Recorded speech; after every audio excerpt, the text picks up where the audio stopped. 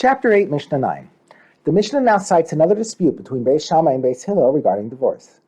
If someone divorced his wife and witnesses later saw that she spent the night alone with him in an inn, Beis Shammai say she does not need a second get from him, i.e. we do not assume that he remarried her by having marital relations with her for the sake of Kedushin. Since the witnesses did not see them engaging in marital relations, we do not assume that they did. But Beis Hillel say she needs a second get from him because we assume that he had relations with her. Since a person generally does not want to act sinfully, we assume that he intended this action to be for the sake of remarrying her. But the witnesses can assume this is what because the witnesses can assume this is what happened, it is as if they witnessed the act of Kedushin, and the man and woman are considered married. Therefore, if she wishes to marry someone else, she must first receive another get from him. The Mishnah qualifies Beis Hillel's ruling.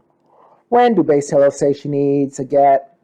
Only when she was divorced from him after they completed their marriage with Nisuyin and were living together as man and wife.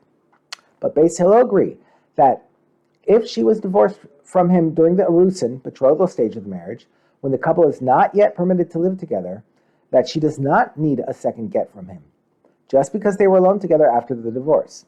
Because during the Erusin stage of marriage, he is not yet comfortable with her, and he's embarrassed to have marital relations with her. Therefore, even Beis Hillel agree that we cannot assume they had relations with each other just because they were alone together. The Mishnah now returns to its discussion of women who are subject to the penalties listed in Mishnah 5. This next case also deals with a woman who remarried based on a get that was invalid, but it deals with a special kind of get known as a get mekushar. The rabbis instituted this more complicated type of get for the sake of Kohanim, so that they should not be able to divorce quickly. It was prepared as follows. After writing one or two lines of the get, the scribe would fold the paper down over the blank space underneath it and sew it closed.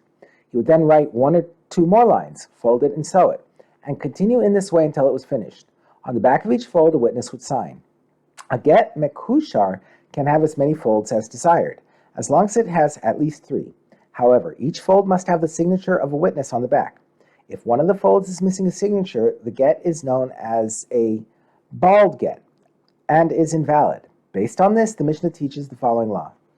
If someone married a woman whose first husband divorced her with a bald get, which is invalid, she must leave this one, the first husband, and that one, the second husband, and may never be married to them again. And all these ways, i.e. penalties, that were stated in Mishnah 5 apply to her as well, because she should have shown her get to an expert before she remarried.